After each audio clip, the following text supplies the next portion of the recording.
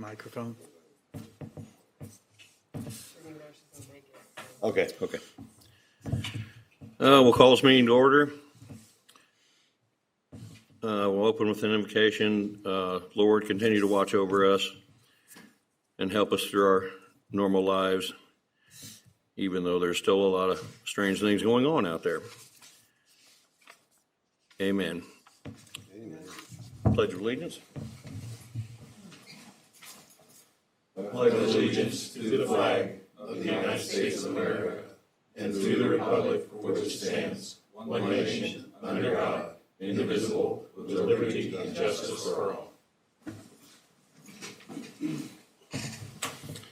All right. Do we have a motion for the consent agenda? So moved. Second. All in favor? Aye. Nobody signed. Oh, there's somebody signed up. Who's that? I signed up to take a fly. Oh, jump in, sir. Well, I didn't know, I was waiting to see what you all discussed about the storm sewer, and then I put my. Oh, we can do that. With that, we'll move on to Darren with the general manager report. Thank you very much. I've got, as I've written, there's a couple of things that have gone on of very much significance. One is the infrastructure bill that has been passed. Having said that, we are paying careful attention, especially Matt, operations are watching it. There's going to be a significant amount of that money, about $15 billion of it has been set apart specifically for lead replacement. They have done a change in the rules for what's called the lead and copper rule, and we're going to be responsible, instead of going just from the main to the property line to the meter, they're saying we have to take and replace lead from the main to the home. And again, all of this is very much preliminary. We're watching how that's progressing, etc. But as that happens, and there's all kinds of different criteria that will determine how much we have to do, how often, etc. Much of that money, I anticipate, is going to be put right into that lead and copper rule, the lead removal. It's going to be quite costly. And the fact that we're going to be touching private property, we're going to have to be very careful and wise in how we do that, because that can tend to have some significant liabilities that go along with that. So that's just one of those things. Again, we'll be keeping you informed on how that's happening in the future. Can you elaborate on the copper part? Are you talking copper pipes with lead solder?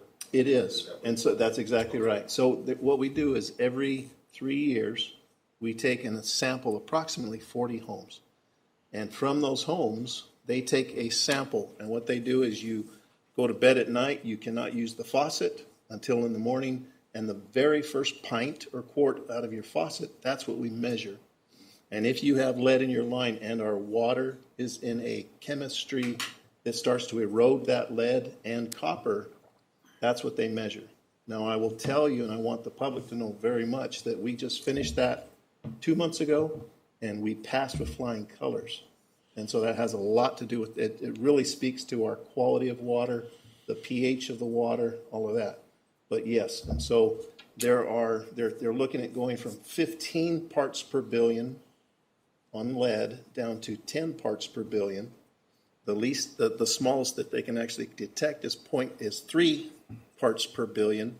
I don't remember the numbers on copper because we're never even close. It's like 2 parts per million, just some different numbers to throw out there. So we're so far as copper, we've never even come close. Lead, you watch very carefully, but now they've gone beyond and said, we don't care, we're going to get it all out. Whether it's safe or not, you're going to take it all out of the system, and so we're going to have to look very carefully at how we do that. In the past, the practice had been to test on residences that had been accessible. Can John Q. Public request that test if they suspect that they have lead in their home? Have we done that in the past? I think you can request test through the health department. Okay. But so far we do not. Okay. Very good. Thank you. And it really, and so there's some, in 1986, That's when the rule came to the Clean Water Act said, no longer will there be any brass fittings made with lead. And that, so if your home was made after that date, you have a pretty high confidence that you're in good shape, that there's no issues there. But so that's some of the information. You bet. Thank you. Good questions. The second thing I want to bring up is that our motto is the mission of the Hannibal Board of Public Works is to provide safe, reliable utilities. We had an accident in the public this week in which there was a person that was in a lift that got into our 34.5 power line. I don't know anything more than that. I just simply say we want to make sure we want to work with contractors. We will work with anybody to make things safe for them. And that was, again, I don't know enough about it. I will not say any more about that. But I still want to emphasize to the community that if they're going to be working them out on our power lines, if they're going to work in anywhere at all, please give us a call. If there are lines down, electric lines of any sort, call us. We will respond. We want to keep everybody safe. It is just, it's not worth it. Electricity is absolutely unforgiving, and we don't want anybody hurt. We emphasize that our own employees do not get hurt. We work very hard at that, and we make that an absolute number one step of what we do. But that goes for the public as well. And I just want to put that out there. If anybody needs help, we will respond. And that is the end of my report. All right, Matthew.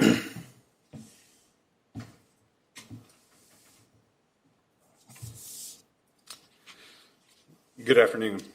Just want to highlight some of the operational activities that went on for the past month. Electric availability is still relatively high. The 4 nines is that everybody strives for. We've achieved that and are continuing that.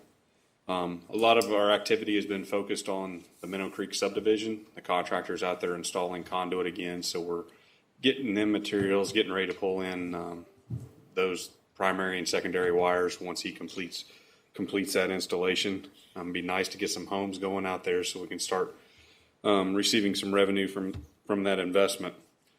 The water plant, I know we were concerned at the beginning of the year how the production was tailing off, lower than 2020 numbers.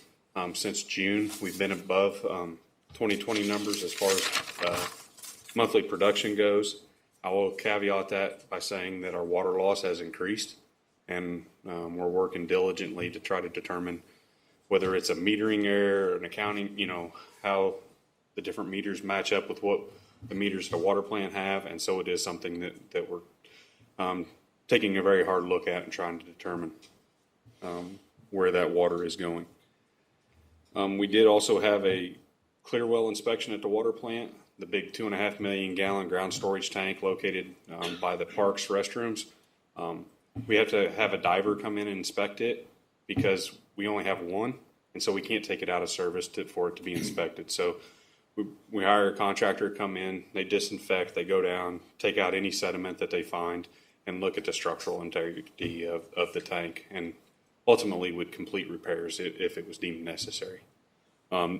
We do this every 5 years as required by the Department of Natural Resources. We do a visual inspection of it on an annual basis, though, just with our own staff. So, wastewater treatment plant.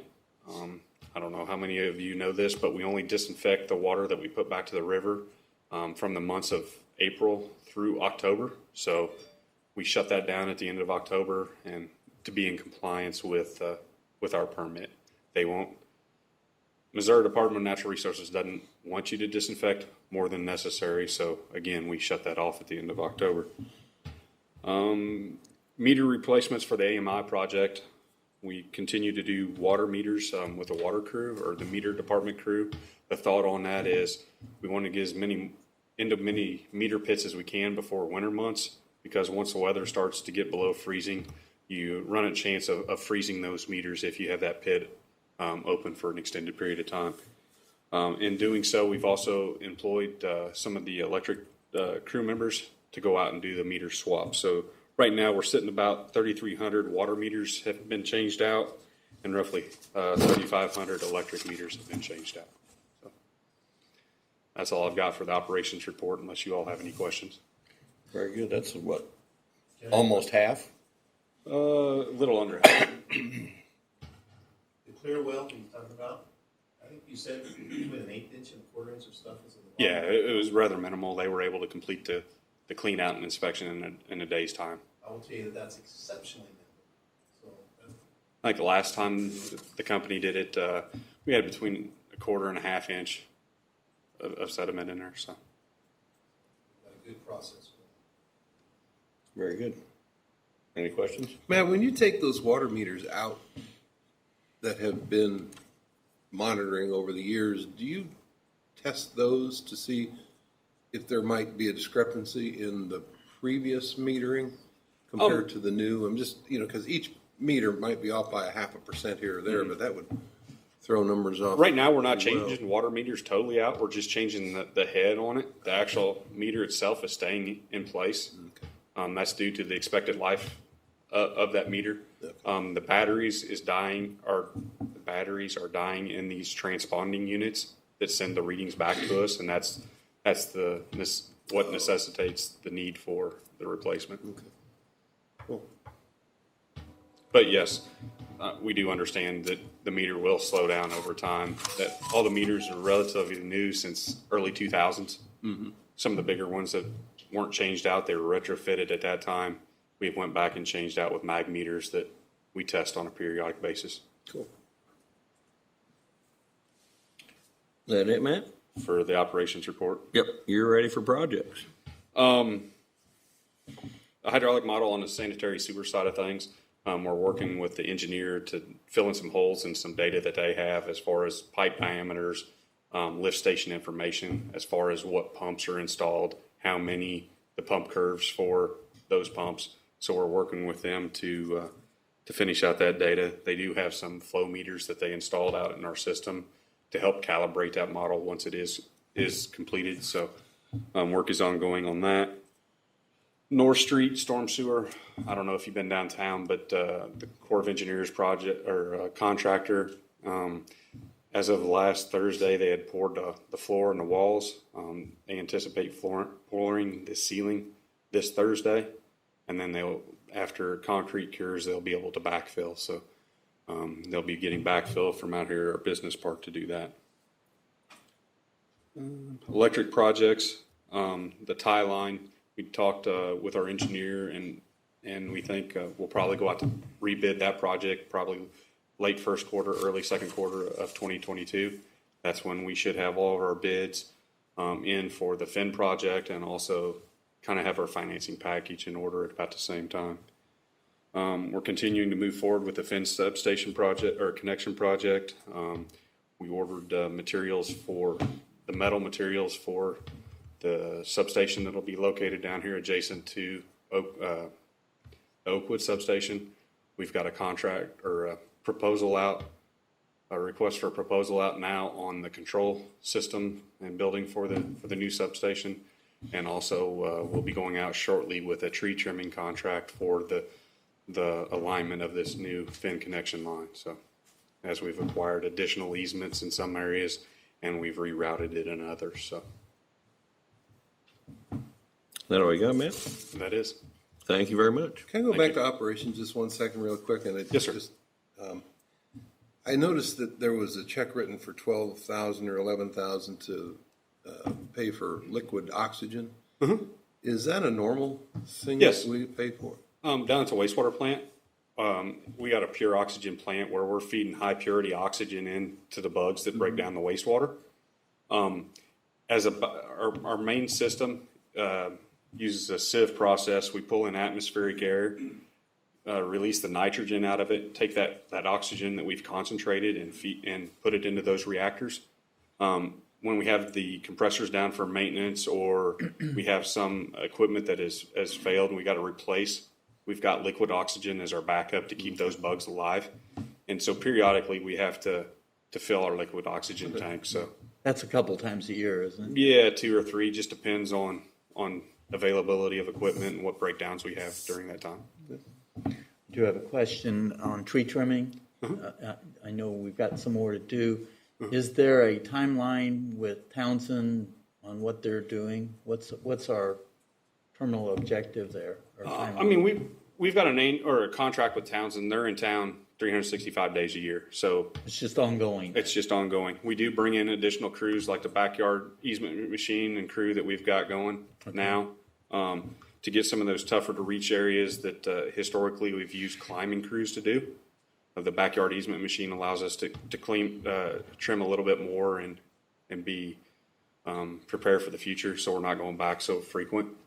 We've also we'll have some contracts with them where we're going out and doing some main line trimming where they bring in additional machinery. So we're on budget with that.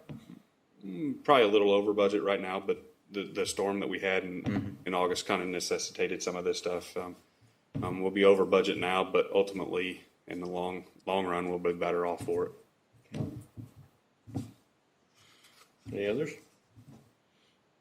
Thank you, Matt. Thank you. Thanks. Paul, I believe you're up.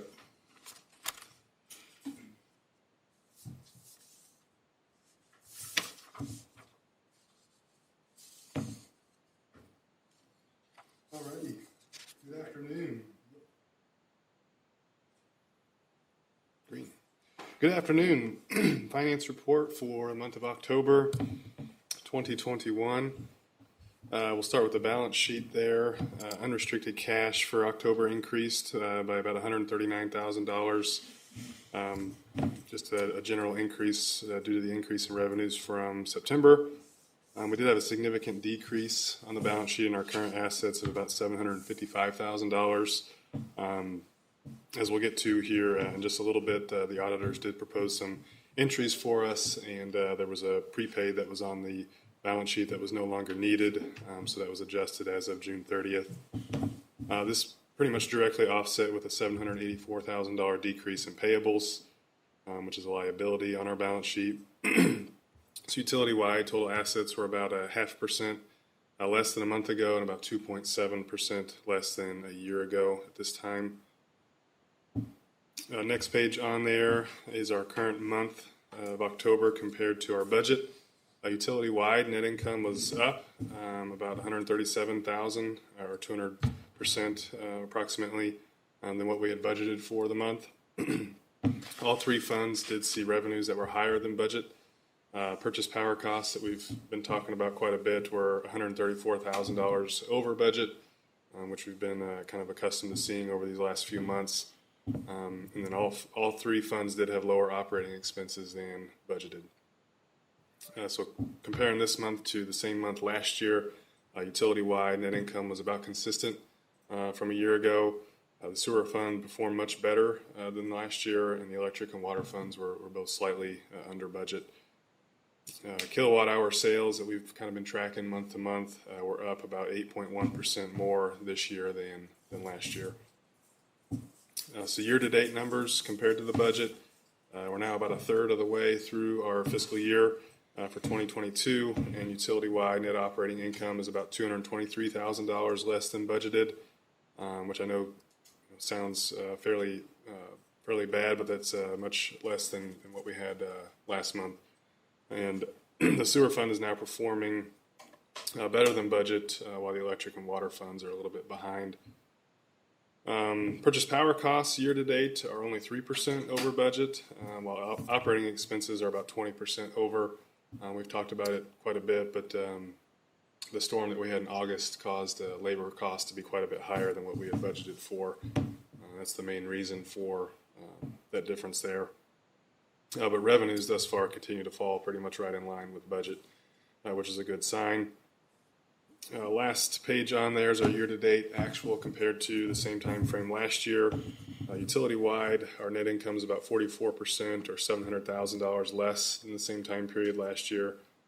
Even though operating revenues are actually up about 1.6%, operating expenses are up even more at about 11%. And the primary driver for that is our purchase power costs. So October, kind of like I said, was an excellent month financially for the BPW. A big thing that we're seeing right now is significant benefit out of Prairie State. A lot of the higher purchase power costs that we're seeing right now from the market are being directly offset with the credits that we get back from our Prairie State contract. So it's really good to see that pay off for us right now. It's definitely a positive trend heading into the winter months here, just with some of the uncertainty in the energy markets right now. So we've got our normal items on there. I'll direct your attention, like I've been doing the past few months, down to page 23. We'll take a quick look at our debt service coverage ratios. Very, very little change. Didn't have any debt service payments last month, so just a slight increase in both the water and sewer ratios, which we, again, really like to see those over 2. And anything that drops below 2, we'll start monitoring even closer.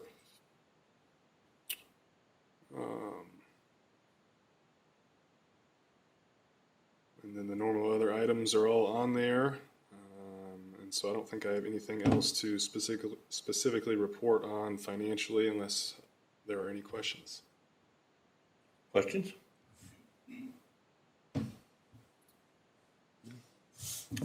Thank you, Paul. All right, thank you. All right, old business. You're still up, Paul. Okie doke.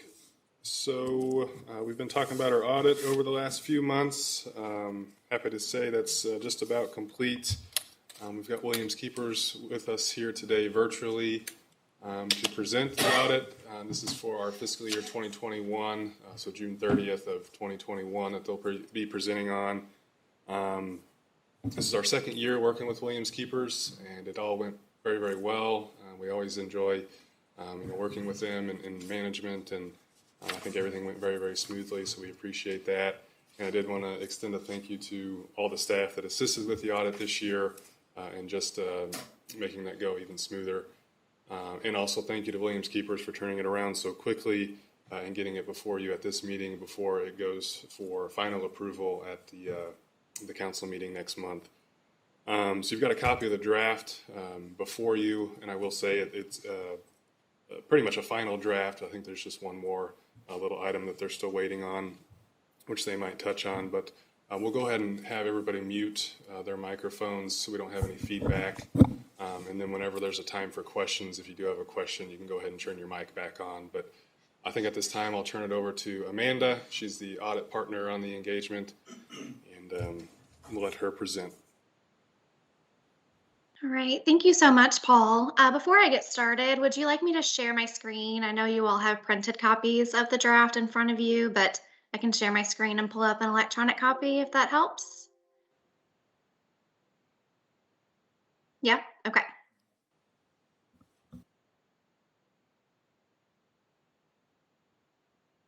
Okay, are you all able to see that draft? Someone can nod their head. Okay, I think I'm seeing that. All right, well, good afternoon, everyone. As Paul mentioned, my name is Amanda Schultz, and I'm an audit partner at Williams Keepers in Columbia. Joining me for the audit presentation today is Kristen Brown. She's an audit supervisor, and she was the in charge on the board's audit again this year. We certainly appreciate the opportunity to perform the audit as well as to present a draft of the audited financial statements to you all today. I also appreciate your flexibility in allowing us to present this virtually today. We wish we could be there in person, but circumstances just did not allow for that. So the first 2 pages of the audited financial statements are the independent auditor's report or the opinion letter. This is the only part of the audited financial statements that is our responsibility as the board's auditors. Management is responsible for the preparation and fair presentation of the audited financial statements.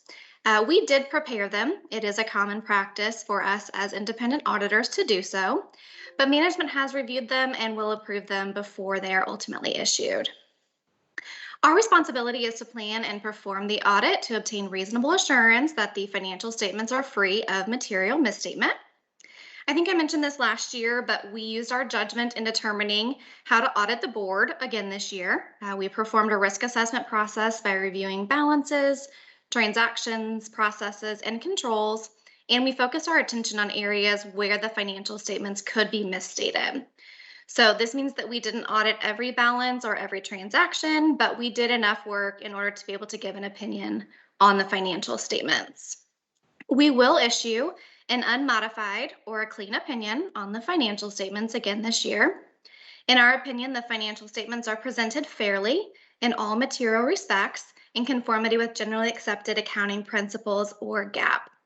This is the best opinion that you can get, and it means that the users of your financial statements can rely on them.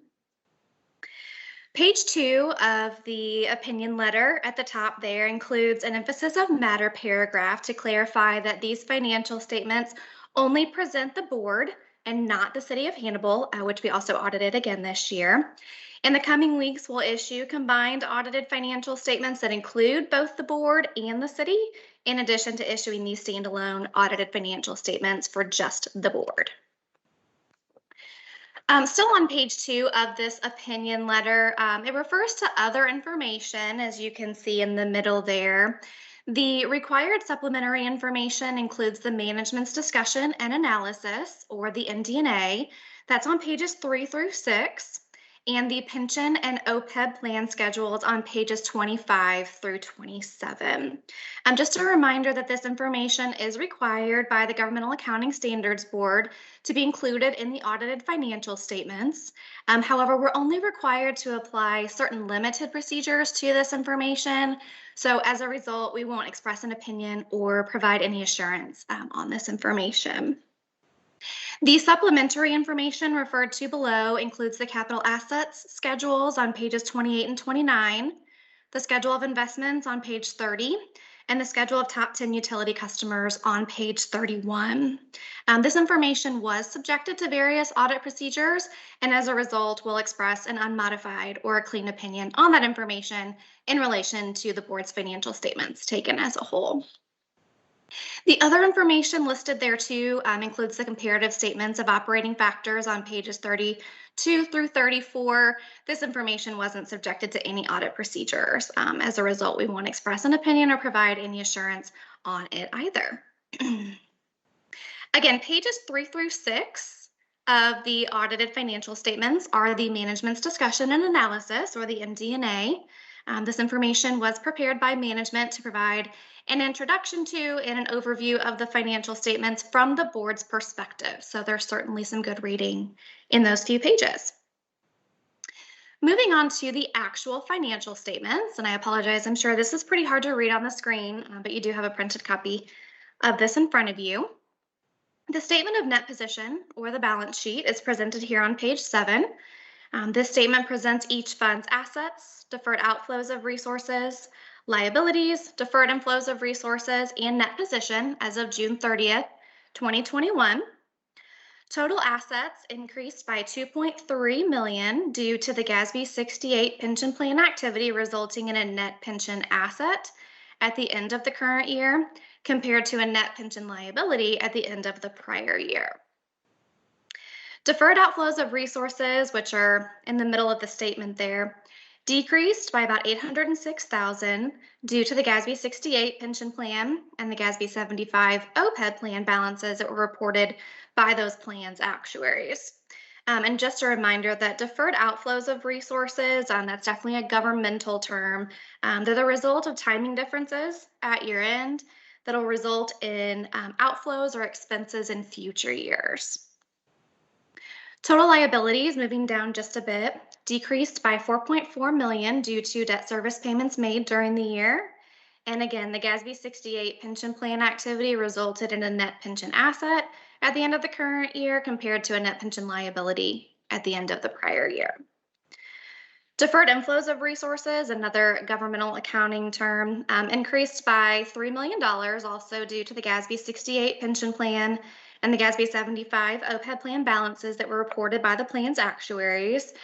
This again is a result of timing differences at year end, which will be recognized as inflows or revenues in future years. The resulting total net position increased by $2.9 million at the bottom of the page there. Of the board's total net position of $73.7 million, $49.5 million represents your net investment in capital assets. That is your capital assets, net of any related debt that was issued to acquire or construct those assets. $3 million is restricted for debt service and the GASB 68 net pension asset. And the remaining $21 million, the last line there before the total, is unrestricted and may be used to meet ongoing obligations to your customers. Moving on to the next page, the statement of revenues, expenses, and changes in net position, or the income statement, is presented here on page 8. This statement presents each fund's operating and non-operating revenues and expenses for the year ended June 30th, 2021. Total operating income increased by $393,000 due to a combination of increased water rates. Those rates were increased in the prior year, but that increase had a full year impact in the current year. And decreased operating expenses were a factor there as well. Total non-operating income or loss increased by $96,000 due to an increase in interest expense on the debt service payments that were made during the year. And again, the resulting net change in net position was an increase of $2.9 million, the third line from the bottom there. The statement of cash flows is presented here on page 9. This statement presents each fund's financial statement information in a different format by essentially reporting where the cash came in and where the cash went out during the year. The total net change in cash and cash equivalents was an increase of $48,000 during the year. That line can be found in the middle of the page there. Next are the notes to the financial statements. Note 1, which covers pages 10 through 13, is a summary of the board's significant accounting policies. There were no new accounting policies that were required to be implemented this year, which means that nothing was accounted for or reported differently in this year's financial statements as compared to prior years. Because no new accounting standards were required to be implemented, there were no additions or significant changes to the remaining notes on pages 14 through 21 this year. I will skip ahead a few pages towards the end of the audited financial statements are the required supplementary information, the supplementary information, and the other information that I mentioned at the start of the presentation. So some additional schedules can be found here in the back. Are there any questions about the audited financial statements specifically or about the audit in general? Anything like that that we can answer for you this evening?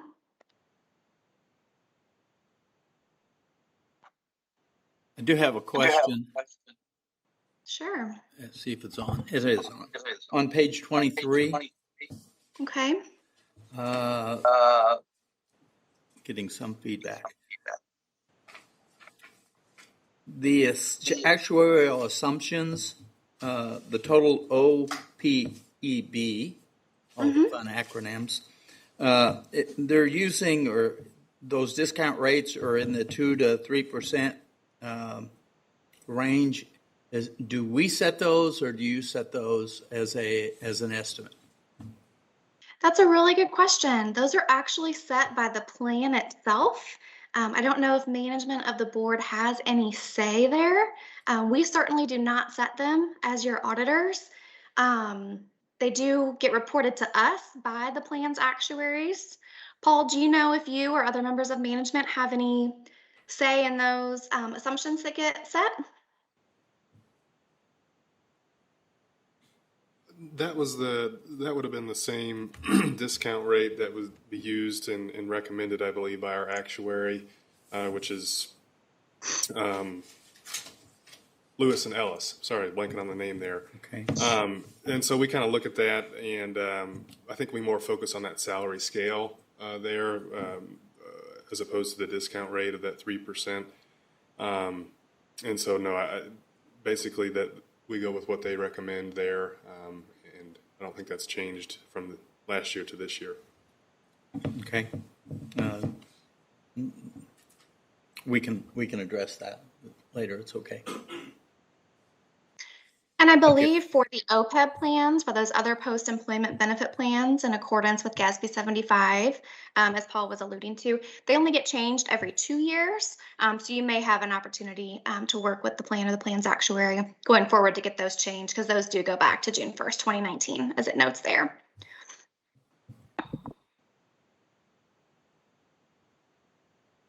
That was a good question. Are there any other questions?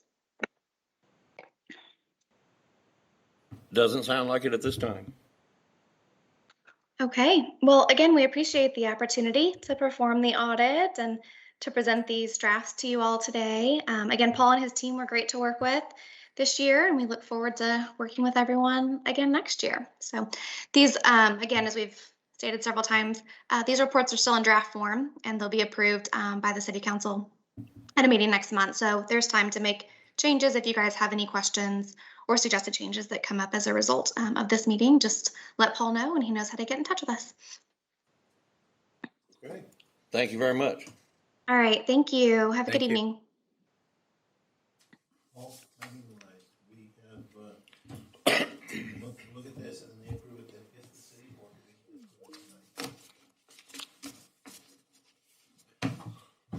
So per charter,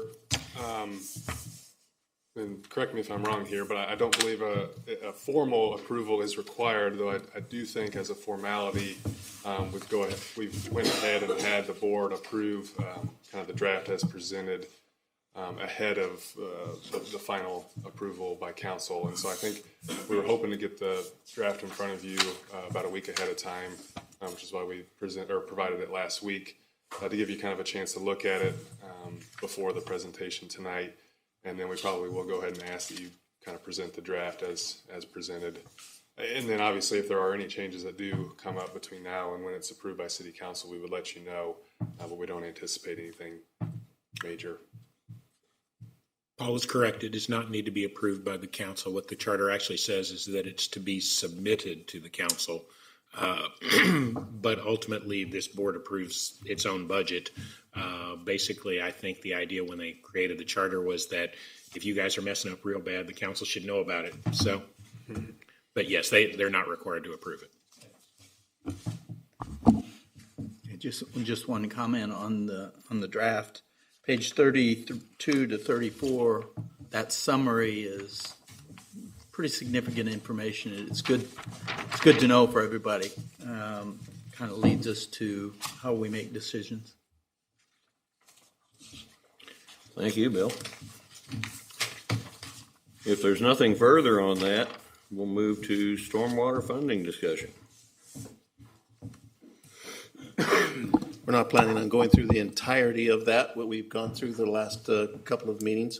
But we do have two items that I would like to report on. Number one, we have moved forward with the mapping. Alex Dunker, our engineer, has done a great job with his staff, and they have gone through and identified to the best of our ability. We will never, ever claim that it's 100%, but the best of our ability, what we own, what we see on county, state properties, and private. And what we're going to do is then take that map and provide it to them so that they can do their own assessment. And we can begin those discussions with them as to whether we're right, wrong, or draw a different line. So the mapping, we believe, has significantly moved forward. The second item that we have is, if you look at the very last 2 pages of the board packet, we have our current policy, which is the HBPW maintenance responsibilities of stormwater systems. And that was passed in May of 2019, and that's in your packet. And it kind of talks about what is the delineation between what the board is responsible for and what the city is responsible for. And what we would like to do is go through that again, take a look at it, because there's been some discrepancies, mainly on the larger side of what I see. In other words, what it counts as a bridge and as an actual road structure versus what's a stormwater pipe. And your definition and my definition can be different. And so if we don't have that in writing and clear, then there can become some discrepancies. And I think we're not responsible. I don't know that we as the board are responsible for roads, but we are for pipes. And so that delineation we need to have and define it so that we can budget appropriately, et cetera. Pipes as opposed to, I'm sorry, didn't. Please. It's okay. No, go ahead. Pipes as opposed to culverts, box culverts as they grow in nature, and expense to maintain. So Absolutely. you're looking to define half a dozen items.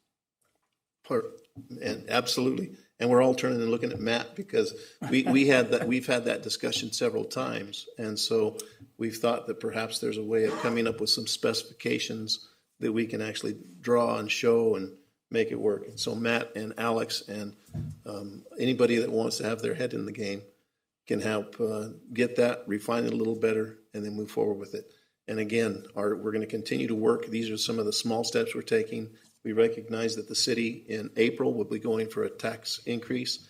And then after that, we're going to really that will help determine, I think, how we're going to move forward with us being able to pass a fee, tax, whatever, so that we can fund our stormwater.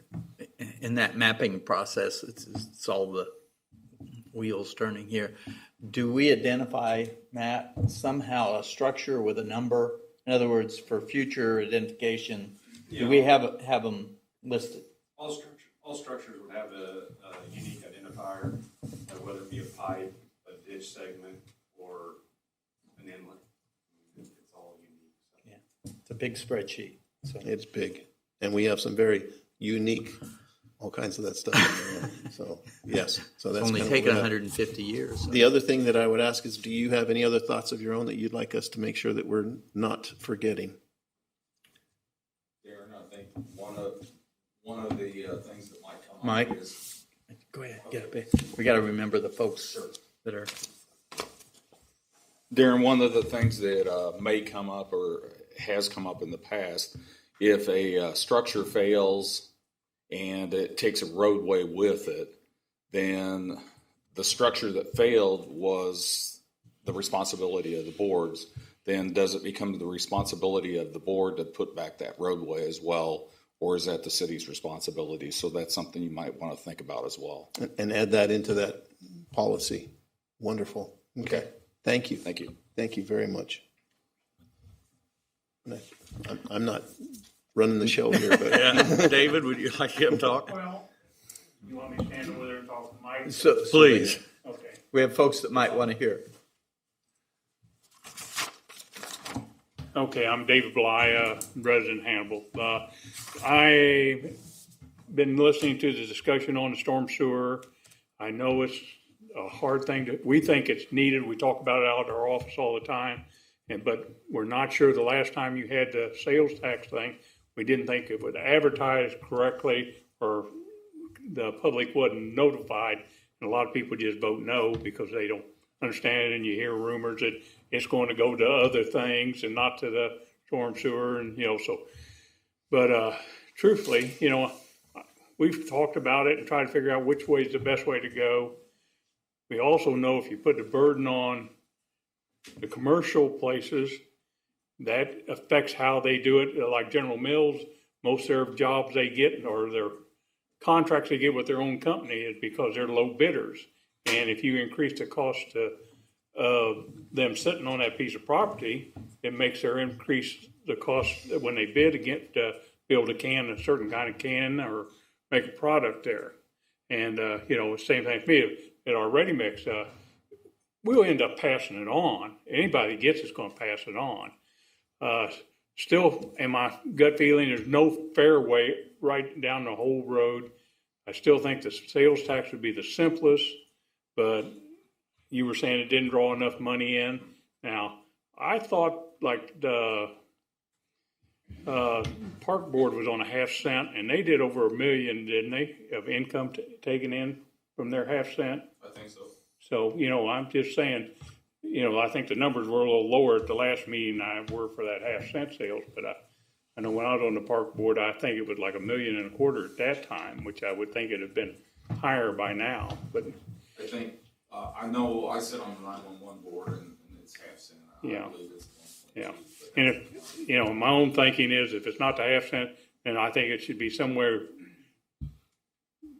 go back to property valuation, and then still the big people are going to pay for the majority of it, or the more expensive homes, or whatever you want to say, which still I have no true problem with that either. But I think when you start talking about trying to figure out how much square foot of concrete you got here and there and keep track of it every year or every 5 years, the cost of that would be just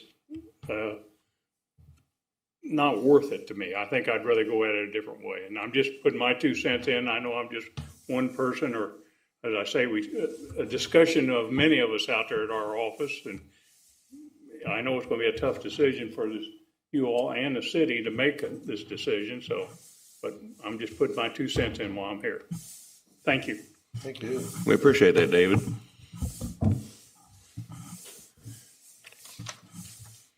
Any other comments from anybody? Nope. Under new business, we've got regular board meeting schedule. Yes.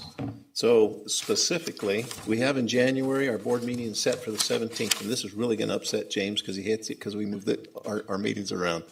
On Monday, the 17th of January, that is our regularly scheduled BPW board meeting, and that's MLK Day, Martin Luther King Day. In February, our normal day would be on the 21st, and I believe that holiday is, what is that one? President's Day. So both of those, most of our staff, we're not going to be working, so you can have your meeting if you'd like, or we can move it. I know Matt wants to come in. Or we could change the date. And how would you like to handle that? And what have we done? I'd be happy to change the dates. I think all of us would be. Don't want anybody coming in on their day off. So, okay.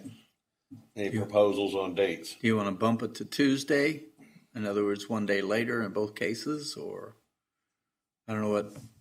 That'd work best for me. Moving it a week plus or minus would be a conflict, but Yeah, I think the Tuesday would be fine with me. Okay. We will make that happen. Okay. And we'll have it at 4 o'clock the day after the normal, and we'll just make sure that we're done by the time City Council starts their meeting. And we certainly want to make sure we honor the holidays and absolutely in the intent. So, and notify the public. Of course, they get you got it. Normal we'll post notifications. It. We'll be in good shape. And do we want to do anything with the one in December? I think we're okay. That's my opinion. But it's your meeting. got a calendar out, John? just the 20th. It's on the 20th. I don't have anything, but I don't either. It's a Monday. I think we're okay. We'll make Yep. that happen. Okay. Okay. Sounds good. That's settled. Comments from the city attorney? I have no additional comments. Well, thank you, James. At this point, Closed session motion pursuant to section 610.0211 of the Missouri Sunshine Law. The meeting shall convene in closed session to discuss litigation, including city attorney, I assume, and staff. Yes. Matt, Paul, and Courtney and myself. And Jared. Jared. I'm sorry, Jared. you need a second on that? Second here. all in favor? Aye. Aye. Thanks, everybody, for coming.